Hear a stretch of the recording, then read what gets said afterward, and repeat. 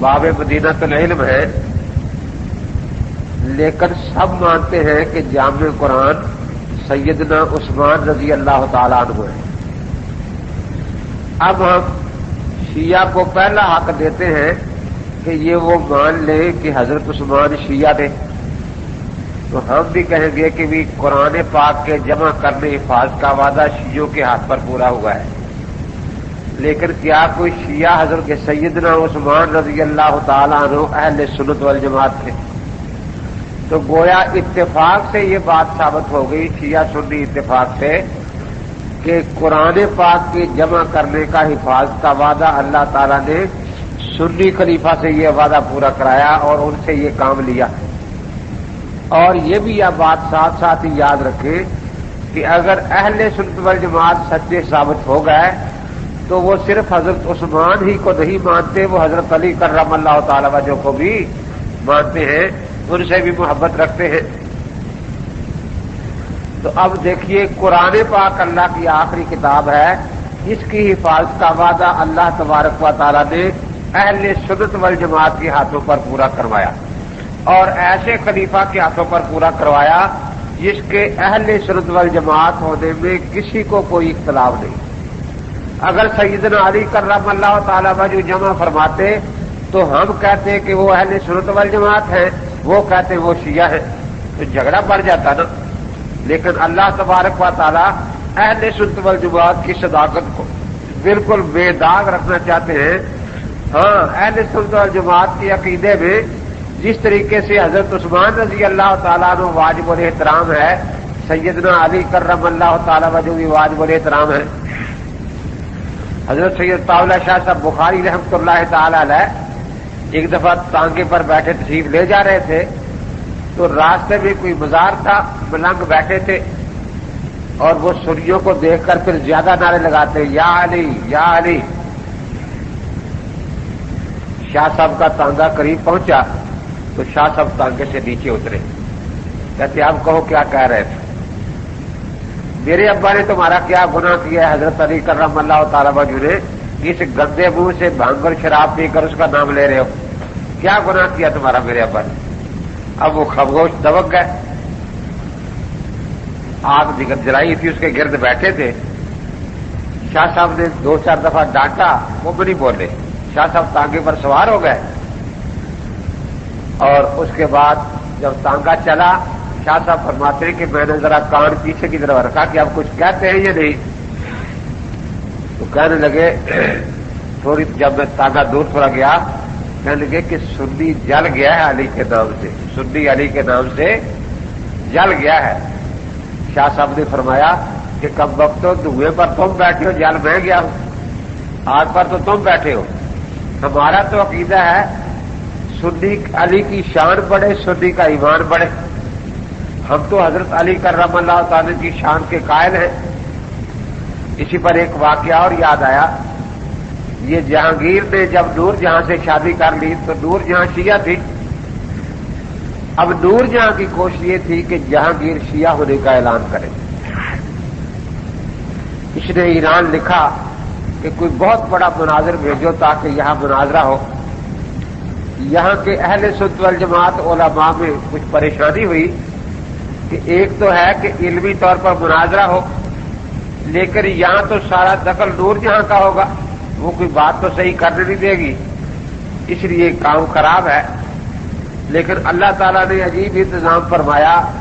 नूर जहां ने ये लिखा कि जो मुनाजरा है वो 1 हफ्ता पूरा लाहौर में क़याम करे और वहां सुन्नी उलमा से छेड़छाड़ करे, फिर 1 हफ्ता दिल्ली क़याम करे, वहां छेड़छाड़ करे, ताकि आगरे तक पहुंचते हुए जहां मुनाजरा होना था, हुकूमत के जोर से इतना उसका रोब फैला दिया जाए कि इसके सामने कोई बात नहीं कर सकता।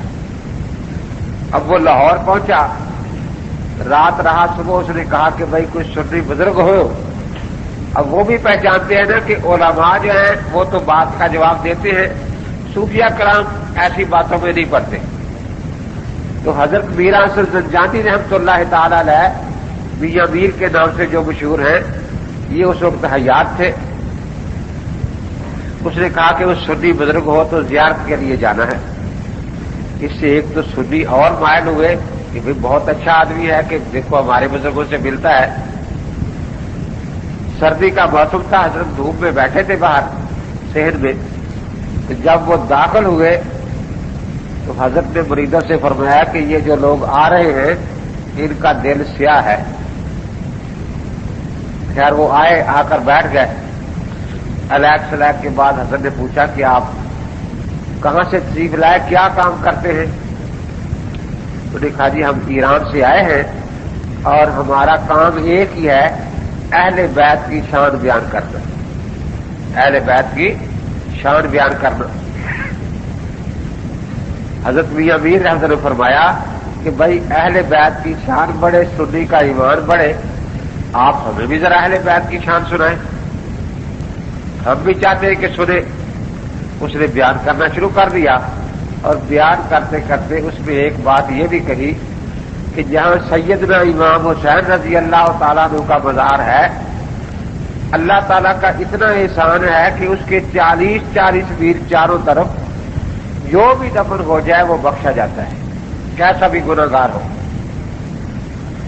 جب یہ سنا حضرت میاں میر رحمۃ اللہ علیہ نے تو فرمایا ماشاءاللہ ماشاءاللہ، اللہ تعالیٰ کی رحمتوں کے کنارے نہیں ہوتے، میلوں میں وہ رحمت بند نہیں ہوتی، لیکن اگر یہ مقام اللہ نے حضرت حسین کو دیا ہے تو مجھے اب یہ سمجھا دو کہ حضرت حسین کا اتنا اس کی عزت ہو، اتنا احترام ہو کہ جہاں ان کی قبر ہے 40 میل تک جو دفن ہو بخشا جائے. لیکن ان کے نانا کے ساتھ جو بزرگ دو لیٹے ہوئے ہیں ابو بکر اور عمر، تو چلو 40 میل تک نہ صحیح، وہ جو دو ساتھ لیٹے ہوئے بخشے جائیں گے یا نہیں. اب وہ جو شیعہ ذاکر تھا بڑا پریشان ہوا کہ اگر میں کہتا ہوں کہ بخشے جائیں گے تو ہمارا مذہب ختم ہوتا ہے، اور اگر میں کہتا ہوں کہ نہیں بخشے جائیں گے تو حضرت حسین کو تو جو شان ملی ان کی برکت سے ملی ہے نا. تو پھر وہ کہیں گے کہ حضرت حسین کو ایسی شان کیوں ملی جو اللہ کے نبی پاک کو نہیں ملی. آخر وہ خاموشی سے اٹھا اور واپس چلا گیا اور جا کر کہا کہ میں آگے نہیں جاؤں گا، مجھے واپس ایران بھیج دیا جائے. بہت لوگوں نے کہا جی آپ کو بڑی محنت سے بلایا گیا ہے. سکھا کہ ایسے شخص سے بات ہوئی ہے جو صوفی مزاج ہے، نہ کبھی مناظرہ کیا، نہ سنا، نہ دیکھا. اس نے مجھے ایسا لاجواب کر دیا ہے، تو اگر کسی مناظر سے واسطہ پڑا تو خدا نے کتنی پٹریاں کھلائے گا. وہ وہیں سے واپس چلا گیا. تو بہرحال قرآن پاک کے جتنے قاری ہیں جن سے قرات متواتر ہوئی وہ سارے کے سارے اہل سنت والجماعت. تو جس طرح قرآن پاک اللہ تبارک و تعالیٰ کی آخری کتاب ہے، اسی طرح اللہ تبارک و تعالیٰ کے دو گھر بھی ہیں، ایک بیت اللہ شریف ہے، ایک بیت المقدس ہے. بیت اللہ شریف تو حضرت پاک کے زمانے میں فتح ہو گیا، فتح مکہ کے زمانے میں، اور بیت المقدس حضرت پاک کی زندگی میں فتح نہیں ہوا. البتہ آپ نے پیش گوئی فرمائی تھی کہ بیت المقدس فتح ہوگا اور اسلامی حکومت میں شامل ہوگا. بیت اللہ شریف جو ہے یہاں اللہ تبارک و تعالیٰ کی صفت محبت کی تجلی ہے، اور بیت المقدس میں اللہ تعالیٰ کی صفت حکومت کی تجلی ہے. اسی لیے قیامت کے دن تخت عدالت وہی قائم ہوگا جہاں آج بیت المقدس ہے. اور بیت المقدس میں جو نبی ہوئے ان کو اللہ تعالیٰ نے حکومت بھی عطا فرمائی، کیونکہ وہ دیوان عام ہے اللہ تبارک و تعالیٰ کا، لیکن بیت اللہ شریف دیوان خاص ہے. یہاں حضرت پاک صلی اللہ علیہ وسلم کو چند گھنٹوں کے لیے جنگ فاتحانہ داخلے کی اجازت تھی، ورنہ یہاں حضرت کو حکومت بھی عطا نہیں فرمائی گئی. مدینہ منورہ آ کے حکومت عطا فرمائی گئی. تو اب یہ پیش گوئی جو فرمائی تھی، تو بیت المقدس حضرت کے بعد صحابہ کے زمانے میں فتح ہوا یا نہیں؟ جی آپ بولتے بالکل نہیں، یا تو سمجھتے نہیں بات میری. فتح ہوا یا نہیں؟ تو حضرت علی کرم اللہ تعالیٰ مجھے فتح فرمایا نا، یہ حضرت امام حسین رضی اللہ تعالیٰ عنہ. جی یہ حضرات بھی فتح کر سکتے تھے یا نہیں؟ لیکن اللہ تبارک و تعالی نے یہ فتح حضرت عمر کے ہاتھ پر کروائی، کیونکہ اگر حضرت علی کرم اللہ تعالی وجہ فتح فرماتے تو پھر جھگڑا ہوتا۔ ہم ان کو اہل سنت والجماعت کہتے ہیں، وہ ان کو شیعہ کہتے ہیں۔ ہم کہتے ہیں اللہ کے نبی پاک کی یہ پیش گوئی اہل سنت کے ہاتھ پر پوری ہوئی، اور وہاں کی تولیت اور خدمت جو ہے وہ اللہ تعالی نے اہل سنت کے سپرد کی، اور وہ کہتے ہیں کہ نہیں شیعوں نے فتح کیا ہے تو ایک جھگڑے کی صورت بن جاتی نا۔ لیکن اللہ تبارک و تعالی اہل سنت والجماعت کی دلیل کو بالکل بے داغ رکھنا چاہتے ہیں، اس لیے یہ کام جو ہے یہ حضرت عمر رضی اللہ تعالی سے لیا، ان کی ہاتھوں پر بیت المقدس فتح ہوئی، اس لیے اللہ نے اپنا گھر جن کے حوالے کیا تو وہ سچی جماعت ہے یا جھوٹی جماعت ہے؟ اسی طرح بیت اللہ شریف کی تولیت کا شرف سنت والجماعت کو رہا، تو اللہ نے اپنی کتاب کی حفاظت یہ بھی اہل سنت والجماعت سے کرائی۔ اللہ تبارک و تعالی نے اپنے دونوں گھروں کی حفاظت بھی اہل سنت والجماعت سے کروائی۔ اور پھر حضرت پاک صلی اللہ علیہ وسلم جو خدا کے آخری نبی تھے، آپ کا جب وصال ہوا تو آپ کس شہر میں آپ کا مزار پاک ہے؟ مدینہ منورہ میں، سیدہ فاطمہ رضی اللہ تعالیٰ عنہ کے حجرہ میں۔ جی سیدہ فاطمہ کے حجرہ میں نہیں ہے، وہاں بھی دفن حجرہ مزار بن سکتا تھا یا نہیں؟ سیدہ سے کتنی محبت تھی حضرت کو، جب کہیں سفر پر تشریف لے جاتے تو سب سے آخر میں سیدہ سے ملتے، اور جب تشریف لاتے تو سب سے پہلے سیدہ سے ملاقات فرماتے۔ لیکن مزار وہاں نہیں بنا، ان کے حجرے میں بنا، سیدہ عائشہ رضی اللہ تعالیٰ عنہ کے حجرہ میں۔ اگر وہاں بنتا تو شیعہ کہتے کہ اللہ کے نبی ہمارے گھر آرام فرما ہے۔ اب سیدہ عائشہ رضی اللہ تعالیٰ عنہ کے بارے میں ہم کہتے ہیں کہ آپ مان لیں کہ وہ شیعہ تھی، وہ کہتے نہیں وہ تو سنیوں کی ماں ہے۔ ہم بھی کہتے ہیں الحمدللہ سیدہ ہماری ماں ہے، ام المومنین ہے، تو حضرت کے گھر آرام، حضرت نے قیامت تک کے لیے آرام کے لیے اللہ نے ان کو جگہ سنیوں کا گھر عطا فرمایا، تو جس سے حالانکہ آپ نے قرآن پاک میں پڑھا ہے کہ منافق تو مسجد بھی بنا لے تو اللہ تعالیٰ وہاں قدم رکھنے کی اجازت نبی پاک کو نہیں دیتے کہ ان کی مسجد میں بھی نہ جائے۔ اگر سیدہ عائشہ رضی اللہ تعالیٰ عنہ معاذ اللہ منافقہ ہوتی تو کبھی بھی اللہ تبارک و تعالیٰ اپنے پاک پیغمبر کو قیامت تک یہاں آرام کے لیے موقع نہ دیتے۔ تو یقیناً جہاں اللہ کے نبی آرام فرمائے ہیں وہ سنیوں کا گھر ہے۔ وہ کن کا گھر ہے؟ تو قیامت تک حضرت نے سنیوں کے گھر کو پسند فرمایا، تو پتہ چلا کہ اہل سنت والجماعت سچی جماعت ہے۔ اور پھر یہ بھی آپ نے سنا ہے کہ وہاں حضرت کا اکیلا حضرت پاک کا مزار نہیں ہے، تو اور بھی قبریں ہیں نا، ایک سیدنا حسن رضی اللہ تعالیٰ عنہ کی اور ایک سیدنا حسین رضی اللہ تعالیٰ عنہ کی، ایسا ہی ہے نا جی؟ کن کی ہے؟ حضرت ابو بکر صدیق رضی اللہ تعالیٰ عنہ اور حضرت عمر فاروق رضی اللہ تعالیٰ عنہ کی۔ یہ جو جنت کے نوجوانوں کے سردار ہیں، شہزادے ہیں، حضرات حسنین کریمین، ان کی قبر بھی وہاں بن سکتی تھی یا نہیں بن سکتی تھی؟ بن سکتی تھی، لیکن اگر ان کی قبر وہاں بن جاتی تو شیعہ کہتے کہ نبی پاک کے پہرے دار شیعہ ہیں، اور سنی کہتے کہ نبی پاک کے پہرے دار سنی ہے۔ لیکن وہاں اللہ تبارک و تعالی نے موقع کن کو دیا؟ ابو بکر صدیق رضی اللہ تعالیٰ عنہ کو اور حضرت عمر رضی اللہ تعالیٰ عنہ کو۔ اب ہم انہیں کہتے ہیں کہ چلو آپ مان لیں کہ ابو بکر صدیق شیعہ تھے، عمر فاروق شیعہ تھے، تو ہم بھی یہ لکھ کر دے دیں گے کہ اللہ کے نبی کے پہرے دار شیعہ ہیں، لیکن وہ یہ بات ماننے کو تیار نہیں۔ وہ کہتے ہیں ابو بکر صدیق بھی اہل سنت والجماعت ہیں اور عمر فاروق بھی اہل سنت والجماعت ہیں۔ تو معلوم ہوا کہ اللہ کے نبی پاک سنیوں کے گھر آرام فرمائے ہیں اور سنی ہی آپ کے پہرا دار ہیں۔ تو اللہ نے اپنی کتاب بھی سنیوں کے سپرد کی، ان سے حفاظت کروائی، میں ایک دن اکاڑے میں جامعہ عثمانیہ میں گول چوک میں نماز پڑھنے گیا، عصر کی جماعت ہو چکی تھی، تو میں نماز پڑھ رہا ہوں، 10-12 آدمی خطیب صاحب کے پاس بیٹھے، تو سارے مجھے دیکھنے لگے۔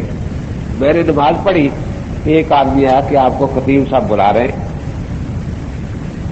میں گیا، دیکھا کہ یہ 12 کلرک ہے ایک دفتر کے، اور یہ انہوں نے ایک تحریر لکھ کر دے دی ہوئی ہے، لکھا ہوا ہے کہ شیعوں میں کوئی حافظ قرآن نہیں ہوتا۔ انہوں نے کہا کہ ہم دکھائیں گے۔ انہوں نے لکھ دیا کہ اگر آپ حافظ قرآن ہمیں لا دیں شیعہ تو ہم شیعہ ہو جائیں گے۔ انہوں نے لکھا اگر ہم نہ لا سکے ہم سنی ہو جائیں گے۔ میں نے کہا یہ تو کچھ شرعی مسئلہ تو نہیں ہے، مناظرہ میں نے کہا رکھنا ہو تو کسی مناظر سے پہلے پوچھ لیجیے کس مسئلے پر رکھ دیں۔ اب وہ ہمیں تنگ کر رہے ہیں، میرے کہا اب تو میں تمہاری جان چھڑا دیتا ہوں جا کے وہاں، لیکن آئندہ ایسی جہالت کی باتیں بات کرتے ہیں۔ ایک آدمی میرے پاس آیا، جی مناظرہ رکھا عیسائیوں سے، کس موضوع پر؟ کہ عیسائی قرآن پاک سے حضرت عیسیٰ علیہ السلام کی والدہ کا نام دکھائیں گے، اور ہم انجیل سے اپنے نبی پاک کی والدہ کا نام دکھائیں گے۔ میرے کہا یہ تو غلط بات ہے، ان کی والدہ کا نام اس لیے لکھا گیا کہ والد تھے نہیں، ضرور کے مطابق لکھا گیا، وہ خدا کا بیٹا مانتے تھے، بتایا کہ نہیں مریم کا بیٹا ہے، اور یہاں ضرورت ہی نہیں تھی۔ تو بعض اس طرح کی جہالت کی باتیں کر لیتے ہیں نا۔ میرے کہا اب تو میں تمہاری جان اس دفعہ چھڑا دیتا ہوں ان سے، اور چلے گئے۔ وہ پورے کے راہ بیٹھے تھے، ان کے صدر نے جب مجھے دیکھا تو دور سے بھاگا ہوا آیا کہ جی مناظرہ تو یہاں نہیں ہے۔ میں نے کہا مناظرہ نہیں ہے؟ ویسے میں نے کہا میں بھی آگے ہوں، کچھ سنو لوگ اکٹھے ہیں وہاں، کہ جی مناظرہ بالکل نہیں ہے۔ میں نے کہا ٹھیک ہے۔ خیر ہم پہنچے، جب میں بیٹھا جا کے تو وہ کہنے لگا جی تحریر پڑھ لے پہلے۔ میں نے کہا آپ سنا دیں، سب سن لیتے۔ انہوں نے سنا دیا کہ دیکھو جی یہ انہوں نے لکھ کر دیا ہے کہ اگر شیعوں میں کوئی حافظ قرآن ہو تو وہ یہ شیعہ ہو جائے گا۔ اور یہ دو آپ کے سامنے بیٹھے ہیں، ایک ہم لاہور سے لائے ہیں جامعہ المنتظر سے، اور ایک حیدرآباد جنگ سے۔ میں نے کہا کہ یہ اس کی کیا ضمانت ہے کہ یہ شیعہ ہے؟ وہ سے تو سنیوں کو کہہ دے کہ کسی سنی کو لے آؤ تو ہاں کہتے اس کی آپ تحقیق کر لیں کہ یہ شیعہ ہے یا سنی ہے۔ تو میں نے ان دونوں کے سامنے کاغذ رکھا کہ آپ لکھیں یہاں کہ ہم شیعہ ہیں، ہمارا اس قرآن پاک پر بالکل ایمان نہیں۔ اب وہ سارے چیخنے لگے کہ دیکھو جی وہ کہتے تھے کہ شیعوں میں حافظ قرآن کو نہیں ہو سکتا، اور یہ آ گیا کہتا ہے شیعوں کا قرآن پر ایمان ہی نہیں۔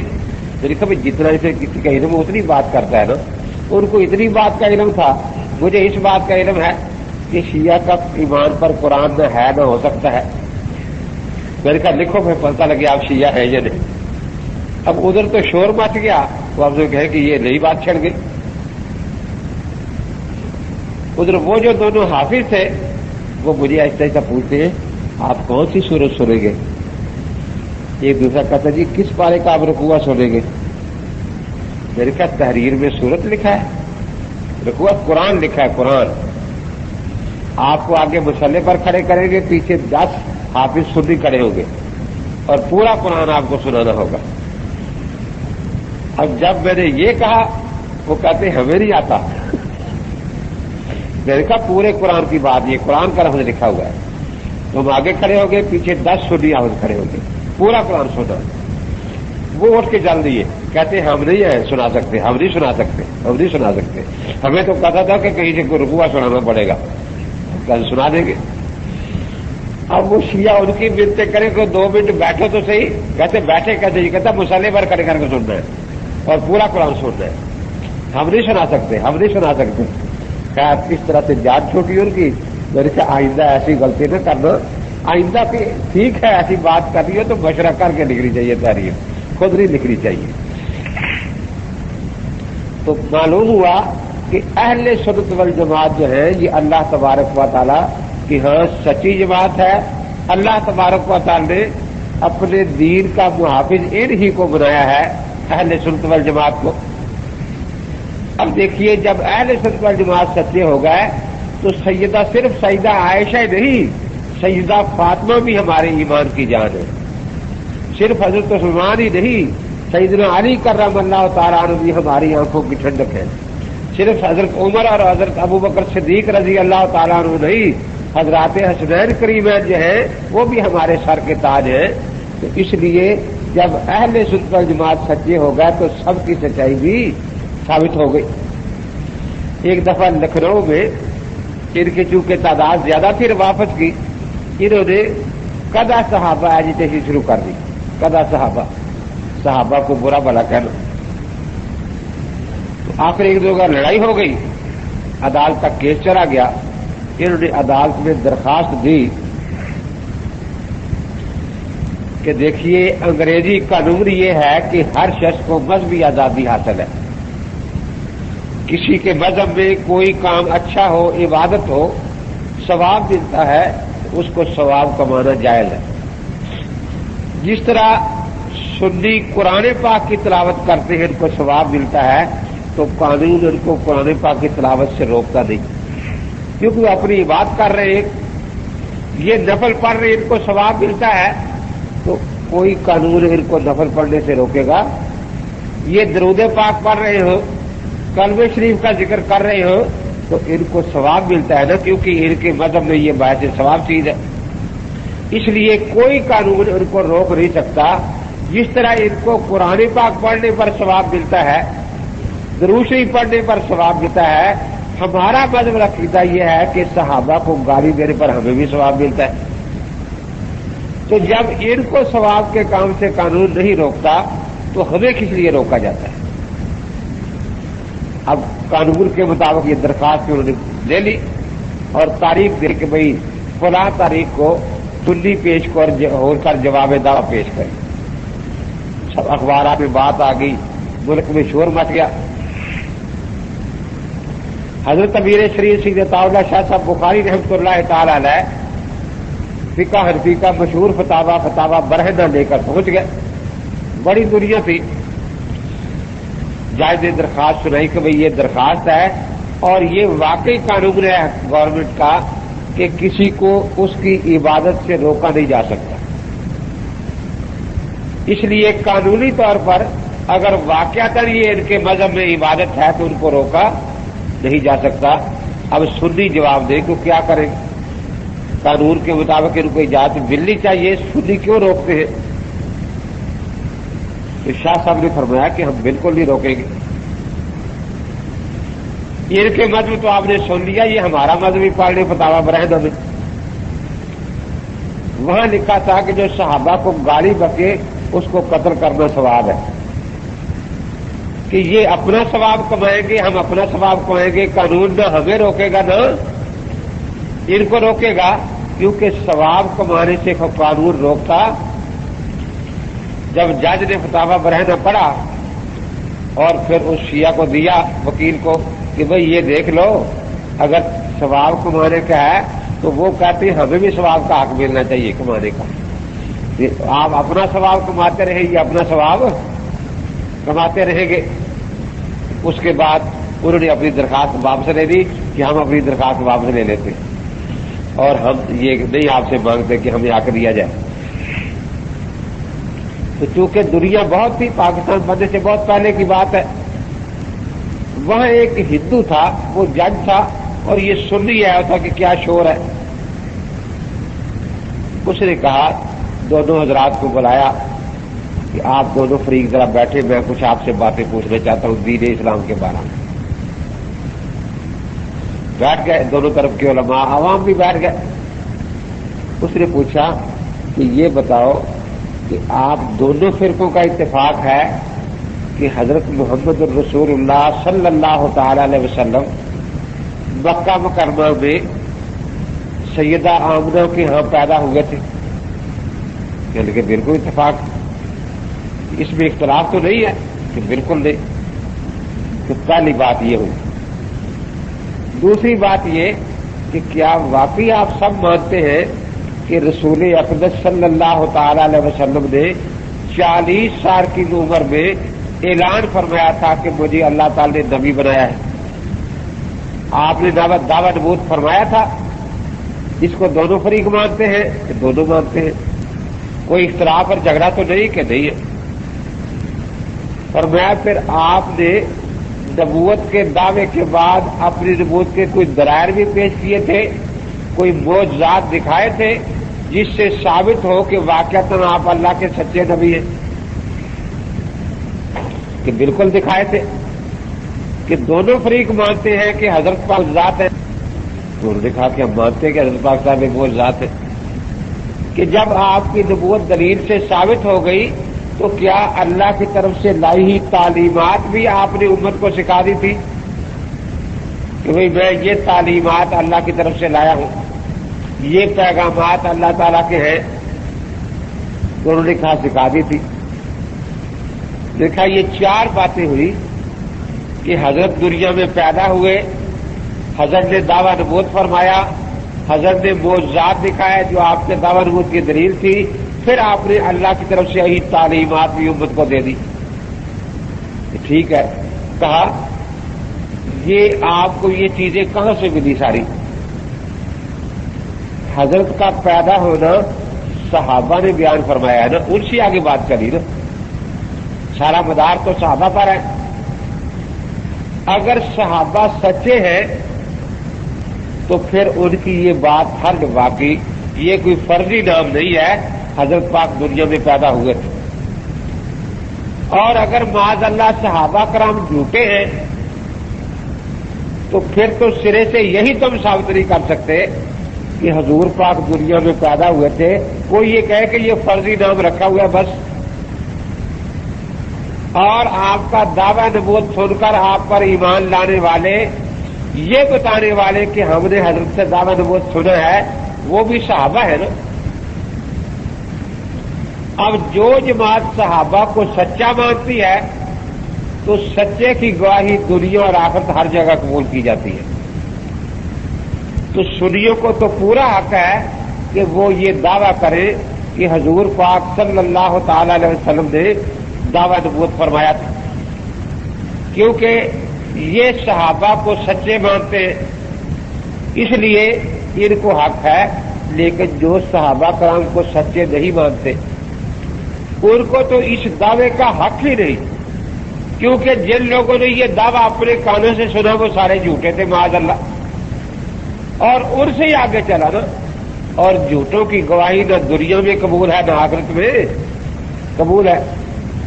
پھر حضرت پاک نے جو معجزات دکھائے ان معجزات کو دیکھ کر جو لوگ ان معجزات پر ایمان لائے وہ وہی صحابہ کرام ہی تھے یا کوئی اور تھے؟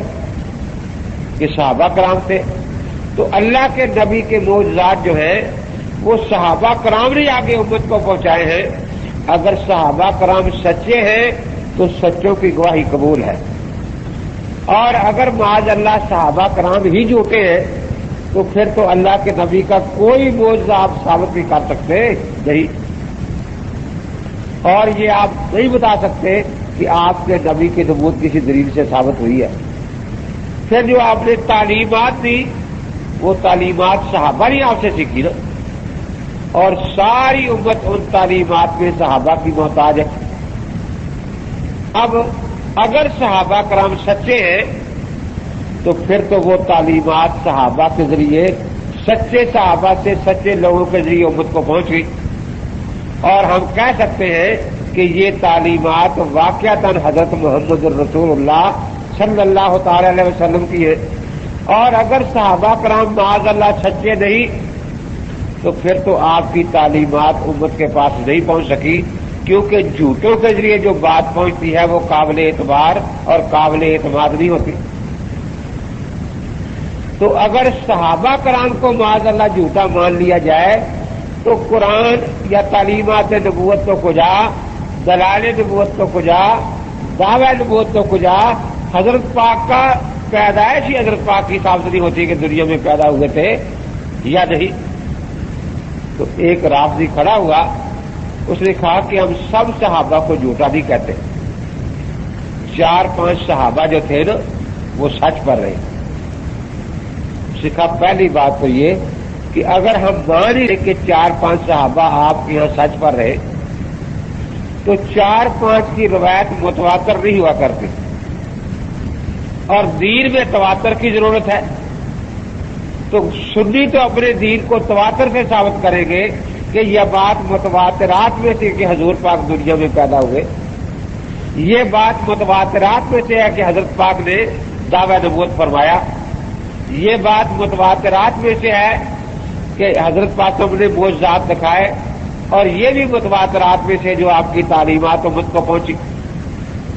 اور اگر وہ 4-5 مان ہی لیے جائے کہ وہ سچے تھے تو اس کا مطلب ہے کہ تواتر نہیں ہے، اور تواتر کے علاوہ دین پر یقین نہیں ہو سکتا.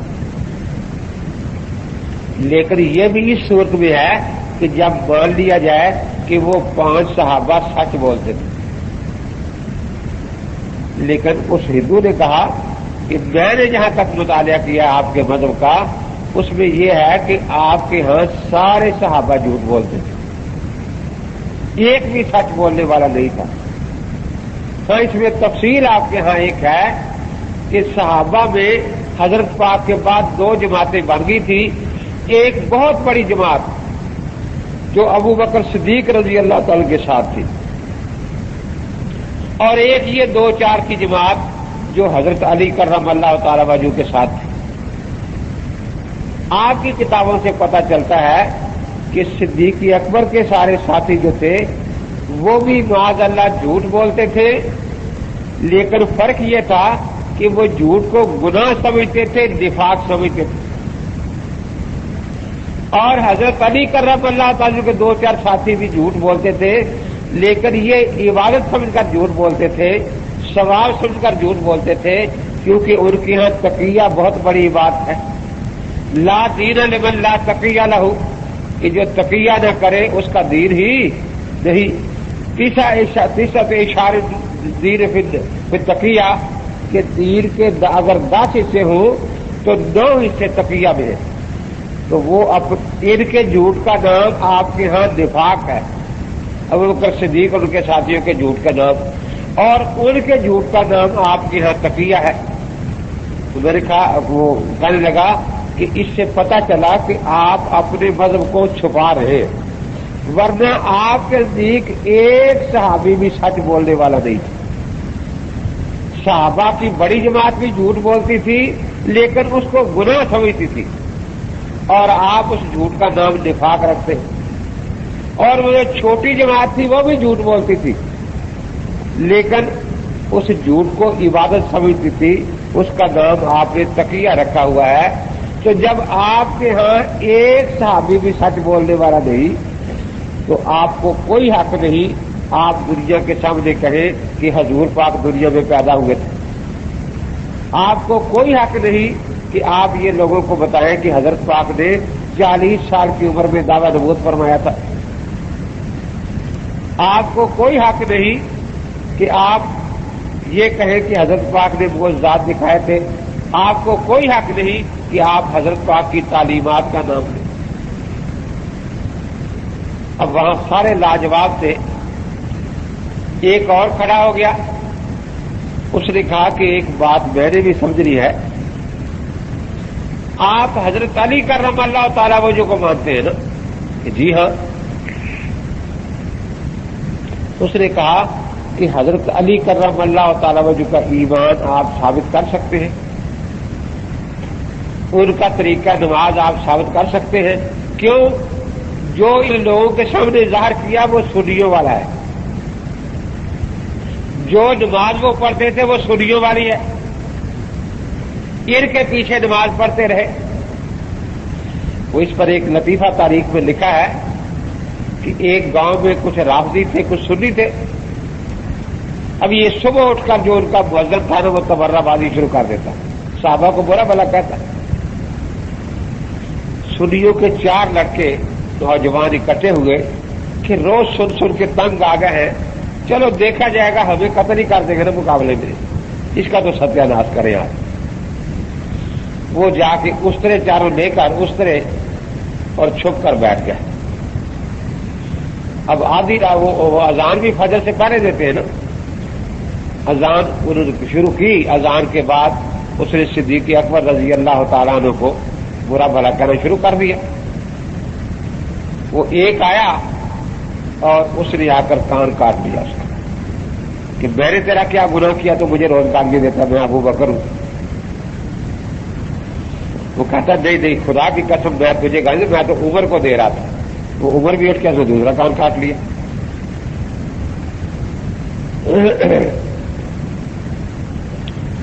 اس کے بعد کہتا میں تو عثمان کو گالی دے رہا تھا.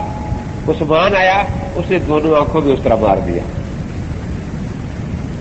اب جب تینوں نے اپنا بدلہ لے لیا، یا مولا علی مدد، علی بھی بیٹھا تھا، اس نے آ کر ناک کاٹ اور کہا تجھے شرم نہیں آتی؟ میں نے ان کے پیچھے ساری عمر نمازیں پڑھی ہیں، تو میرے اماموں کی توہین کرتا ہے؟ یہ کوئی میرا ہمزلف ہے، کوئی میرا داماد ہے ان میں، اور تو میرے دامادوں اور ہمزلفوں کی توہین کرتا ہے؟ خیر اب یہ ایسا ڈرا کسی صف میں چھپ گیا، جا کے دن چلا کو 2-4 آدمی ہے، نماز تو وہ پڑھتے نہیں. دیکھا کہ مسجد میں خون ہی خون ہے. امام صاحب کہاں ہیں؟ مؤذن صاحب کوئی کہے کہ اذان تو سنی تھی، پھر آواز سنی نہیں کوئی. اب انہوں نے جو دیکھا ادھر ادھر تو ایک صف میں لپیٹ کر چھپا ہوا ہے. انہوں نے جب وہ صف کو ہاتھ لگایا تو کل میں آپ تو کہ نہیں میں آپ کو گالی نہیں دیتا، میں نے توبہ کر لیا، پکی توبہ کر لی. جب وہ دیکھا کہ یہ تو اپنے ہیں، اس نے کہا کہ جی کیا ہوا، یہ کیا ہے؟ اس نے کہا آج دشمن آ گئے تھے، وہ کان کاٹ کے لے گئے.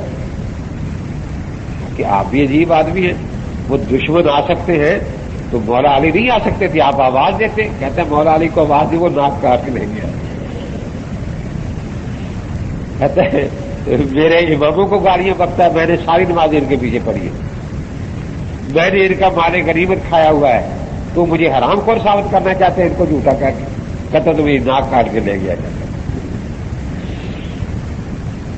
یہ سیدنا امام اعظم ابو حنیفہ رحمۃ اللہ تعالی علیہ، ان کی غریبی ایک رافضی رہتا تھا. سنا بہت بیمار ہو گیا. امام صاحب کو الہام ہوا کہ اگر اس کی بیمار پرسی پر جاؤ تو اللہ اس کو ہدایت دے دیں گے. تو کبھی نہیں جاتے تھے، صحابہ کے دشمن کی بیمار پرسی پر تشریف لے گئے. وہ بڑا خوش، بس بچھا ہی جا رہا ہے کہ اتنا بڑا امام میری بیمار پرسی کے لیے ہے. حضرت میں بہت شکر گزار ہوں، بہت شکر گزار ہوں. امام صاحب نے دیکھا کہ ایک نوجوان لڑکی گھر میں کام کاج کر رہی ہے. امام صاحب نے پوچھا کہ یہ بچی آپ کی صاحبزادی ہے یا کوئی کام کاج کے لیے رکھی ہوئی ہے؟ کہ جی میری بیٹی ہے. اچھا. امام صاحب نے فرمایا کہ اللہ کے نبی پاک نے فرمایا تھا کہ بچی جب جوان ہو جائے تو اس کی شادی جلدی کر دینی چاہیے. اب تو مر رہا ہے، پتہ نہیں اس زندگی سے بیماری سے بچتا بھی ہے یا نہیں، اور یہ فرض اپنے ذمہ پر لے کر جا رہا ہے تو کیا بنے گا؟ اس نے کہا کہ حضرت جب آپ جیسے نیک ہمسائے ہو تو مجھے کوئی فکر نہیں ہے، مجھے پکا یقین ہے کہ آپ میری بیٹی کے سر پر وہی ہاتھ رکھیں گے جو باپ اپنی بیٹی کے سر پر رکھا کرتا ہے. یہ سب میں بالکل ٹھیک ہے. ہمسایہ جو ہے یہ باڑ ہوتا ہے، جیسے باڑ کھیت کی حفاظت کرتی ہے نا، ہر ہمسایہ اپنے ہمسایہ کی جان مال عزت کا محافظ ہوتا ہے، وہ باڑ کی حیثیت رکھتا ہے، اور ایسے ہی ہونا چاہیے. اور جب تیرا یہی خیال ہے تو میں بھی سمجھتا ہوں کہ یہ میری ہی بیٹی ہے. تو جس طرح میں اپنی بیٹی کے بارے میں سوچتا ہوں کہ جلد سے جلد کام طے ہو جانا چاہیے، میرے ذہن میں ایک رشتہ ہے، میں وہ بتاتا ہوں، اگر آپ راضی ہو جائیں تو فرمائیں جی. اب جو بھی خوبیاں ہو سکتی ہیں کہ بہت بڑا خاندانی آدمی ہے جی، اور ہمیں کیا چاہیے؟ بہت خوبصورت بھی ہے کہ حضرت ہمیں اور کیا چاہیے؟ مالدار بھی ہے جی، پھر ہمیں اور کیا چاہیے؟ یہ ساری خوبیاں بتاتے چلے گئے. آخر میں فرمایا چونکہ رشتے کا معاملہ ہے تو اس میں ایک عیب ہے، میرا خیال ہے وہ بھی بات کر دینی چاہیے تاکہ آپ کے سامنے بات ساری آ جائے۔ ساری خوبیاں اس میں موجود ہیں، لیکن اس میں ایک عیب ہے، وہ کیا کہ وہ یہودی ہے، مذہب کا یہودی ہے۔ اب وہ تھا تو بیمار، اسے بڑا غصہ لگا کہ میری لڑکی کے لیے یہودی رشتہ، اٹھ کے بیٹھ گیا غصے میں، کہنے لگا حضرت امام صاحب آپ میری بیمار پرسی کرنے آئے ہیں یا مجھ جلے اوپر جلانے آئے ہیں اور جلتی پر تیل ڈالنے آپ آئے ہیں؟ امام صاحب نے بڑے تحمل سے پوچھا کہ بھی کون سی غلطی ہوگی، میں معذرت کر لیتا ہوں۔ اچھا ابھی یہ بھی پتہ نہیں کہ کون سی غلطی ہوگی، میری بیٹی کے لیے یہودی رشتہ؟ اچھا آپ کی بیٹی کا رشتہ ہوا تو نہیں نا، ابھی تو صرف بات کی ہے میں نے، جبکہ آپ کا عقیدہ یہ ہے کہ نبی کی بیٹیاں بھی کافروں کے نکاح میں تھی، حضرت عثمان کے نکاح میں 2 بیٹیاں تھیں، اور علی کی بیٹی بھی عمر کے نکاح میں تھی جن کا کفر تیرے ہاں یہودیوں سے بدتر ہے۔ تو اللہ کے بندے خدا کا خوف کر، جو بات تو اللہ کے نبی اور ولی علی کے لیے برداشت کرتا ہے کہ ان کی بیٹیاں ان کے نکاح میں نہیں جو یہودیوں سے بدتر تھے، اپنی بیٹی کے لیے سن بھی نہیں سکتا تھا۔ اگر اللہ تبارک و تعالیٰ قیامت کے دن تجھے یہی بات پوچھ لے کہ یہ کیا ہوا، تو پھر تو اس کا جواب کیا دے گا کہ تیری بیٹی جو ہے وہ نبی کی بیٹی سے زیادہ شان والی تھی، وہ حضرت علی کی بیٹی سے زیادہ شان والی تھی۔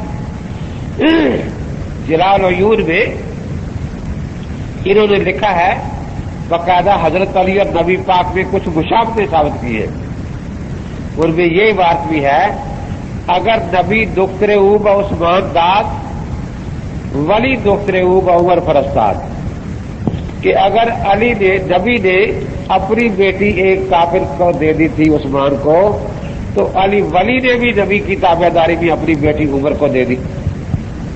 تو اندازہ لگائیں جب امام صاحب نے یہ فرمایا تو وہ رونے لگا، اس نے کہا حضرت آپ مجھے سنی بنا لیں، میں توبہ کرتا ہوں، اللہ تعالیٰ کو واقعتاً میں کیا جواب دوں گا کہ میں نبی پاک کے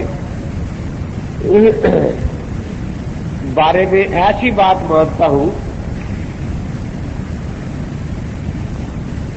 جو اپنی بیٹی کے لیے سن بھی نہیں سکتا۔ چنانچہ اس نے توبہ کی اور امام صاحب کے جانے کی برکت سے اس کو ایمان نصیب ہو گیا۔ تو امام صاحب بھی اس پر شکر گزار ہوئے اللہ تبارک و تعالیٰ کے۔ تو یہ رکے وہ لکھا کرو جو اس موضوع سے متعلق ہو۔ اب تراویح میں قرآن پڑھنے کا مسئلہ جو ہے وہ تو آ جائے گا پھر جب بات آئے گی۔ وآخر دعوانا الحمد للہ رب العالمین۔